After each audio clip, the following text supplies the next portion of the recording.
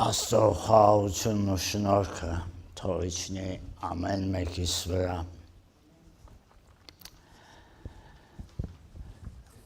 Սիրելիներ, աշխարհի պատմության մեջ եղել են երկու կարևորագույն պահեր, երբ արարչագործության հիմքերը ցնցվել են։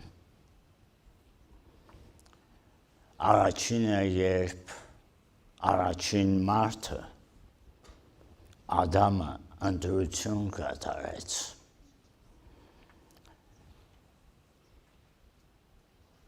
Դեմ ելավ Աստծուն։ Մեղքը աշխարհ մտավ և արձագանքը այդ հառաչանքի, որ յուրաքանչյուր մարդ անգամ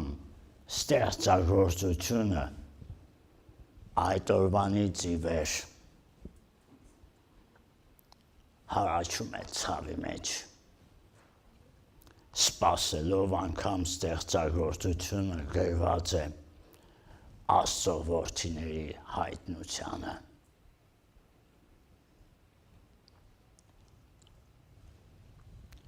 Երկրորդ ցնցումը տեղի ունեցավ երկրորդ Ադամով, ասել է թե Հիսուս Քրիստոսով, խաչի վրա, երբ մարդկության մեղքն էր կրում քավելով, բերեց հոգևոր լույսի նոր ժամանակաշրջան։ Նա կատարեց այն, ինչի համար որ եկել էր, և այդ օրվանից աշխարհը երբեք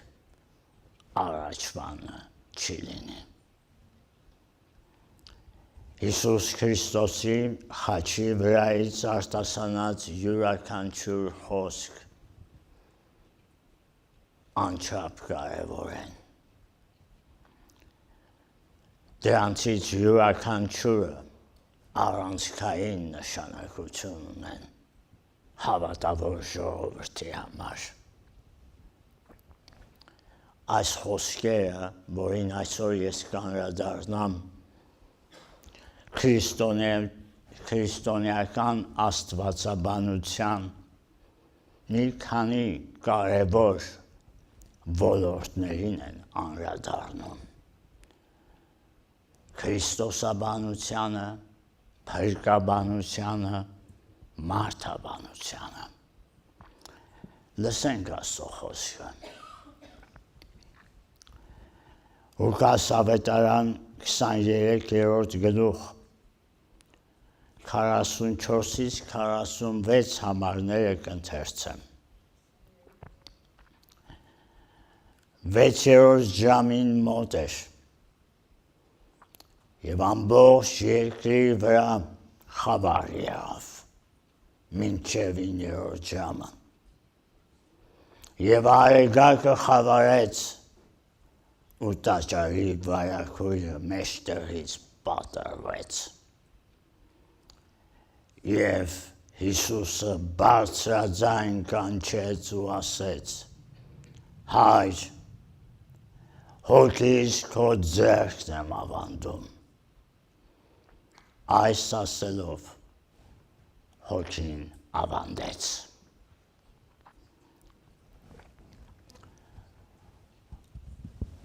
Ուշադրություն դարձրեցիք խաչելության վերջին տեսարանին։ Երկիրը խավարով պատվեց։ Դա ոչ միայն նրանից էր, որ արևը դադարեց շողալ կեսօրին, այլ խորհրդանշում էր Աստծո ներկայությունից հեռացած վիճակը մարդկանց։ մարդիկ, որ գտնվում էին անգիտության և հոգևոր կուրության մեջ։ Հին կտակարանը խավարը ներկայացնում է որպես քաոս։ Առաջին գլուխը ծննդոցի, երկրորդ համարում նկարագրում է, որ խավարն էր անդունդի վրա։ Խավարը նաև խոսում է դատաստանի մասին։ Հիշում եք Եգիպտոսի վրա եկած հարվածները։ Ֆիզիկական խավարը հոգևոր խավարի արտացոլումն էր և ցույց էր տալիս մարդկային սրտի բացարձակ չարությունը։ Երկինքը կարծես վկայում է, թե ինչ էր կատարվում ներքևում երկրի վրա։ Մարդկության պատմության մեջ եղել են բազմաթիվ պահեր, երբ խավարի ուժերը գերիշխել են, երբ մարդկային չարությունը անբռնազբոս մոլեգնել է։ Մտներդ բերեք հայոց ցեղասպանությունը, անպաշտպան մարդկանց հանդեպ բռնությունն ու սպանությունները, որը չի դադարել նաև այսօր էլ շարունակվում է։ Բայց մարդկության պատմության ամենամութ, ամենամռայլ, ամենաանմարդկային պահը Աստծո որդու սպանության օրն էր։ Անմեղի սպանության օրը։ Եվ Հիսուսի աղաղակը Աստված իմ, ինչու ինձ թողեցիր, Աստծո կողմից լքված լինելու այս ահավոր գիտակցության մասին են խոսում։ Սա ավելին է, քան ֆիզիկական տառապանքը։ Սա բոլոր ժամանակների մարդկանց սարսափելի վիճակն է, Աստծուց կտրված լինելը։ Հաջորդ նշանը, որ տեղի ունեցավ, վարագույրի, տաճարի վարագույրի պատրվելն էր։ Տաճարում կախված վարագույրը ցույց էր տալիս Աստծո և մարդու միջև գոյություն ունեցող սահմանը։ Միայն քահանայապետը տարին մեկ անգամ քավության օրը կարող է որպես միջնորդ ժողովրդի փոխարեն ներկայանալ Աստծո առաջ զոհի այրունով։ Այս ծեսը մաքրում էր սրբավայրը ժողովրդի մեղքերից։ Խավարը և վարագույրի պատրվելը նշաններ էին հասկացնելու, թե ինչ էր տեղի ունենում իրականում։ Երբ Հիսուս աղաղակեց, կատարվեց, նշանակում էր մեղքերի քավությունը տեղի ունեցավ։ Փրկության գործը ավարտվեց։ Աստծո ծրագիրը իրականացավ և դեպի Աստված ճանապարհը բացվեց։ Մեղքը, որ մի ժամանակ բաժանում էր ապականված մեղավորներին Սուրբ Աստծո հետ հաղորդակցությունից, քավվեց Քրիստոսի արյամբ։ Սա փրկagorցության պատմության շրջադարձային կետն է։ Հներն անցան և ամեն բան նոր եղավ։ Կրոնական ծեսերը և քահանայական զոհաբերությունների համակարգը ավարտվեց։ Աստծո ներկայության ճանապարհը այլևս չի թաքցվում վարագույրի ետևում և սահմանափակում քահանայապետով բաժանող վարագույրը պատռվեց։ Մեկ այլ տեղ ասում է վերից վար։ Այսինքն սա տեղի ունեցավ վերևից Աստծո ձեռքով։ Երբ խավարի ժամերն անցան և վշտի փոթորիկը հանդարտվեց, Հիսուս կրկին աղաղակեց։ Առաջինը, երբ Հիսուս աղոթում էր, աղերսում էր, Հայր, ների նրանց, որովհետև չգիտեն, թե ինչ են անում։ Նրա վերջին աղոթքն էր, Հայր, քո ձեռքն եմ ավանդում իմ հոգին։ Եթե երբևէ եղել է մեկը, ով աղոթելու կարիք բնավ չուներ, կարելի է համարձակ ասել, որ դա Հիսուսն էր։ Եվ այնուամենայնիվ Հիսուս մեզ ցույց է տալիս, թե ինչ նշանակություն ունի ապրել Աստծուն լիակատար կախվածության մեջ լինելով։ Եվ Ղուկաս 23:46-ը ոչ միայն մահացող մարդու վերջին խոսքն է, այլ հավատքի գագաթնակետը։ Նա մեջ բերեց Սաղմոս 31-ից 5-րդ համար, սրանով ստեղծելով հին ուխտի և նոր ուխտի խոր միասնության, ավելացնելով ընդամենը մի բառ, Հայր, որ չկա այնտեղ։ Յուրաքանչյուր հրամայր սովորեցնում էր իր երեխաներին այս աղոթքը քնելուց առաջ, որ ասեին։ Այն փաստը, որ Հիսուս աղոթում էր Աստծուն, հիմնվելով Սուրբ Գրքի վրա, սա մեզ համար օրինակ է։ Սուրբ Գիրքը միջոց է, որը մենք կարող ենք կիրառել Աստծուն դիմելով, նրա խոստումների վրա հիմնվելով, նրա խոսքերին հնազանդվելով։ Հիսուս ասում է Հայր։ Նա դուրս էր եկել հոր ներկայությունից և եկել էր թշնամի աշխարհ,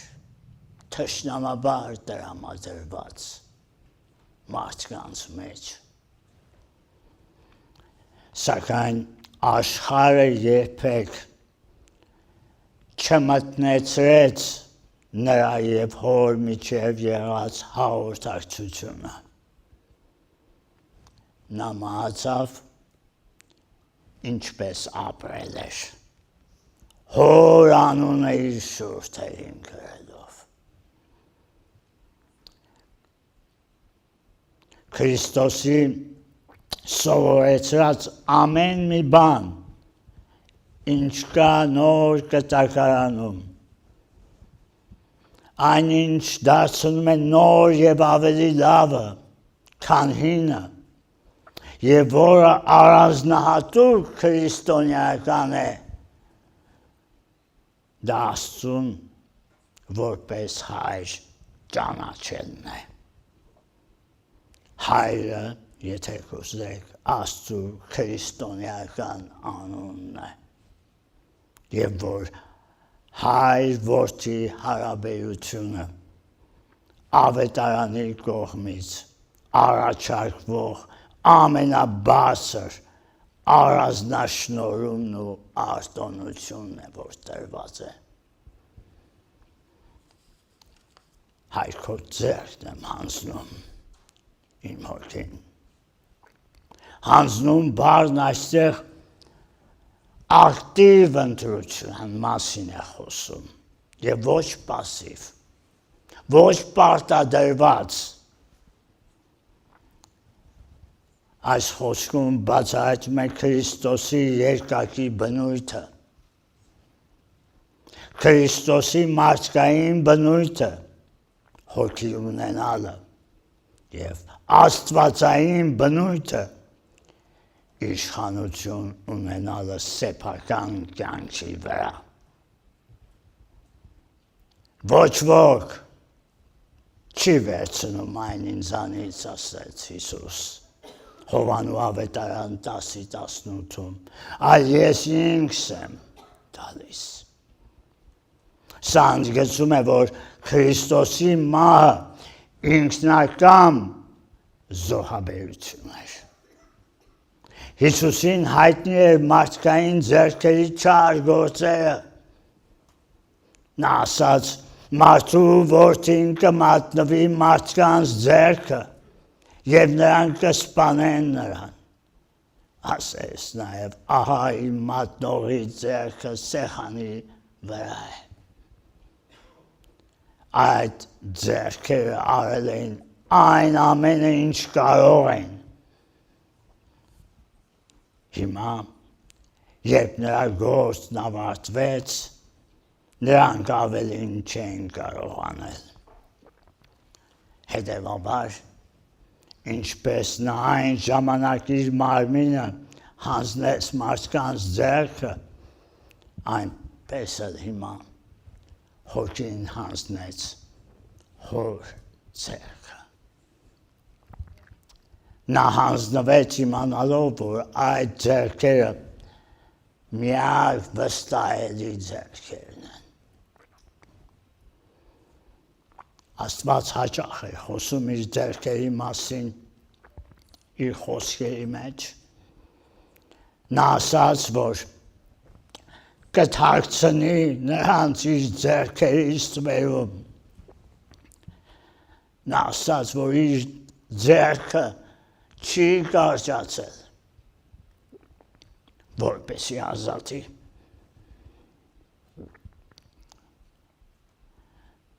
Սա այս խոսքերը սարսափելի խավարի մեջ լիակատար վստահության պատկեր է։ Սա Աստծուց լիակատար կախվածության պատկեր է։ Ցավի, միայնության եւ վախի մեջ հանձնվել Աստծո ձեռքերի մեջ։ Քո ձեռքն եմ հանձնում։ Աշխարհը հանձնվելը դիտում է որպես թուլություն, սովորեցնում է ամեն գնով պայքարել, պահել, վերահսկել։ Պարադոքսը քրիստոնեական կյանքի այն է, որ երբ դու թողնում ես, դու ստանում ես, երբ դու հանձնվում ես, դու հաղթում ես, երբ դու մեռնում ես, դու ապրում ես։ Հիսուսը ցույց տվեց, որ կարելի է վստահել Աստծուն նույնիսկ խաչի վրա։ Սա նաև քրիստոնեական մահվան մոդելն է։ Հավատացյալը չի կորցնում իր հոգին, այլ հանձնում է Աստծուն, ապահով ձեռքերում։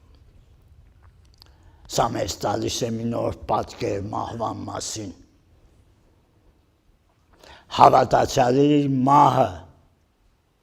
վերջը չէ։ Հոգին հանձնելը նշանակում է վստահությամբ անցնել մահից դեպի կյանք։ Երբ մենք հանձնում ենք մեր կյանքը Աստծուն, մենք այն չենք կորցնում, այլ շահում ենք։ Դա ներդրում է հավիտենության մեջ։ Պատմության ընթացքում շատերը ցուցաբերել են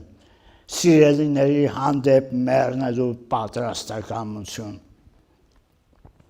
Շատ հուշարձաններ կան, շատ գրքեր են գրվել, պոեմներ, բանաստեղծություններ նվիրված նրանց։ Բայց միայն մեկը մեր Տերը պատրաստ էր կրել իր թշնամիների իմ և քո մեղքի ծանրությունը, սարսափը, նվաստացումն ու պատիժը։ Ոչ որ չխլեց Հիսուսի կյանքը, նա ինքը տվեց հոշարությամբ։ Նա իր հոգին հանձնում էր հոր ձեռքը։ Այն գործը, որի համար նա եկել էր, ավարտվեց։ Ժամանակն էր տուն գնալ։ Քրիստոսի հոգու հանձնումը դիտում է որպես մարդկության անունից կատարվող ներկայացուցչական գործողություն։ Նա մահանում է որպես մարդ, բայց ամբողջ մարդկության փոխարեն։ Սա նաև մեզ ասում է, որ հավատքը չի վերացնում ցավը, բայց փոխում է վերաբերմունքը ցավի նկատմամբ։ Կան շատ մարդիկ, ովքեր հիվանդության, ցավի, տառապանքի մեջ ավելի են մոտենում Աստծուն, կորուստների մեջ ավելի են հասունանում, և ցավը կարող է դառնալ հանդիպման վայր Աստծո հետ։ Քրիստոսի խոսքերը փոխում է մահվան ընկալումը։ Մահը վերջը չէ, այլ վերադարձ դեպի Հայրը։ Այս խոսքը միայն Հիսուսի մասին չէ, սա հրավեր է մեզ։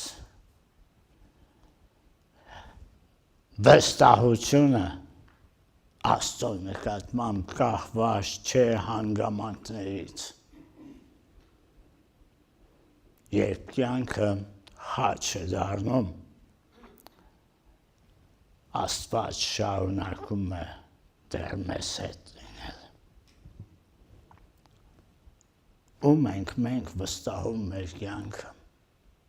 ինչ բաների ենք վստահում։ Տերն ասեց, քո ձեռքս եմ հանձնում, Հայր։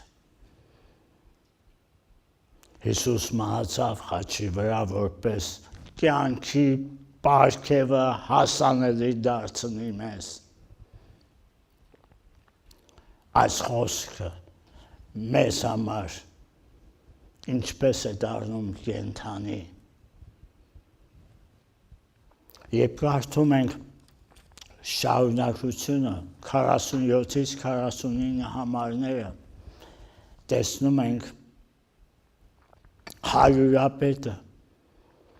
տեղի ունեցածը տեսնելով Աստծուն փառք տվեց ու ասեց՝ հիրավի այս մարդն արդար էր, Եվ ամբողջ ժողովուրդը, որ այս տեսարանը դիտում էր, եղած բաները տեսնելով ծեծում էին կուրծքը եւ վերադառնում։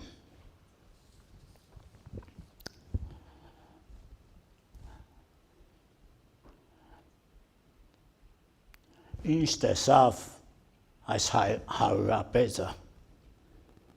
որ նրան հանգեցրեց նման մտքի։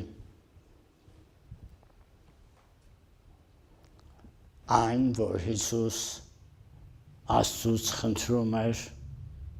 որ նրանց, որ չգիտեն, թե ինչ են անում, լսեց, թե ինչպես Հիսուս մխիթարեց խաչվածներից մեկին, խոստանալով այսօր դու ինձ հետ դրախտում կլինես։ Լսեց այն, թե ինչպես Հիսուս իրեն թողած դեռ շարունակում էր հոգ ծանել մարդկանց մասին,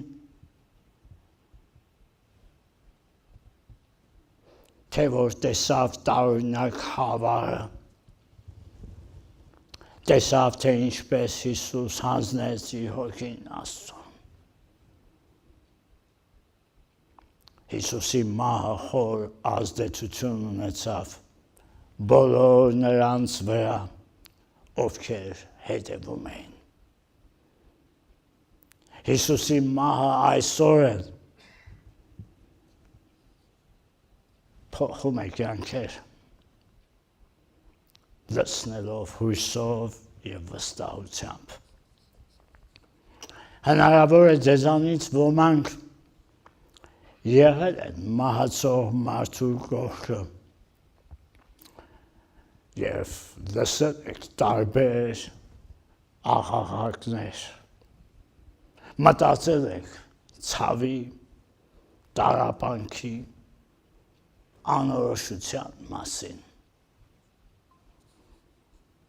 Ես առիթ ունեցել եմ լինելու հարազատ մարդկանց կողքին, ովքեր մահանում են։ Մեկը հանկարծակի մահանալուց աղաղակում էր, մեռնում եմ, փրկեք ինձ։ Ցավոք ոչինչ չկարողացանք անել։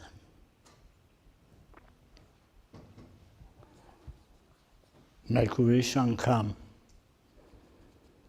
այս մարդը, որ նոր էր ապաշխարել, ես էլ հավատքի մեջ դեռ նոր քայլեր էի անում, երբ անգիտակից պառկած էր, ես ձեռքը բռնած դուռ աղոթում էի, անհանգիստ էի,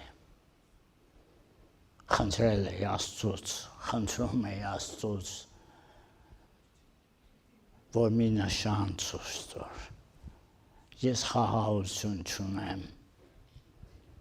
ինձ շատ հարազատ մարդ էր։ Հանկարծ այս մարդը բացեց աչքերը եւ ասեց. մենք այստեղ չենք, այսուր ենք։ Այս ինչ տուն է։ Աղջիկներից մեկն ասեց. պապ, քո տունն է։ Ասեց, ինչ ես խոսում։ Կարող եմ մտածում ես, որ ես խելքս գցել եմ, դու ես ինչն ես, դու են ինչն ես, դու ես, այսինքն անուններ ա տալի, որ ներկա են։ Բայց ես ու Գևորգը ստեղ չենք։ Ես հասկացա ինչի մասին է խոսքը գնում, որ առաջի հերթին այս վկայությունը իմ անհավատության համար էր։ Ասի պապ, Անդեղ լավ էր, ասեց շատ, են ինչ գույներ կային, ասիկ ուզես էլ ինդեղ նենես,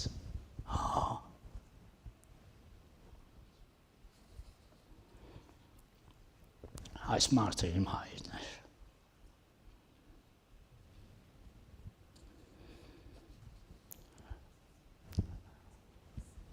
Աստված այսօր էլ նույն բարի ու ողորմած Աստվածն է։ Երբ ես հիվանդանոցում էի եւ մահվան շեմին չէի կարողանում շնչել,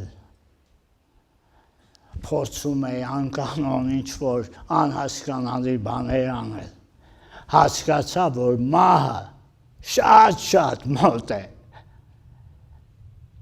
ու ես բան չեմ կարող անել, ինչ լավ էր, որ միտքս եկավ,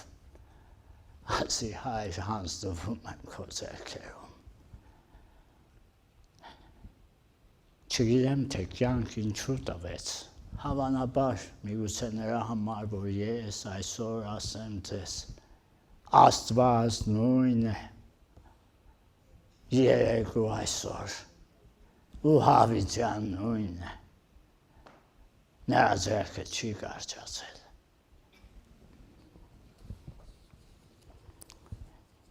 Երբ վախ ունես ապագայից, ասա Տեր, քո ձեռքդ եմ հանձնում իմ կյանքը։ Երբ կորցրել ես վերահսկողությունը կյանքի, հիշիր, Աստված դեռ վերահսկում է։ Երբ անցնում ես ցավի միջով, հիշիր, խաչից այն կողմ հարություն կա։ Սիրելիներ, այս հարության տոնին թող Հիսուսի խաչի վրա բացահայտած հույսը Աստծո հարության խոստման լույսի ներքո բոլորիս ոգեշնչի լցնի հույսով, ինչպես նա էր հույս դրել Աստծո վրա, որը կատարում է իր խոստումները եւ հարություն է տալիս մեռելներից։ Քրիստոնյան ապրում է հավիտենական կյանքի հույսով ու վստահությամբ։ Եկեք աղոթենք։ Տեր սովորեցրու մեզ վստահել քեզ, ոչ միայն ուրախության, այլ նաև ցավի մեջ։ Տուր մեզ հավատք քեզ հանձնվելու մեր կյանքն ամբողջությամբ։ Ամեն։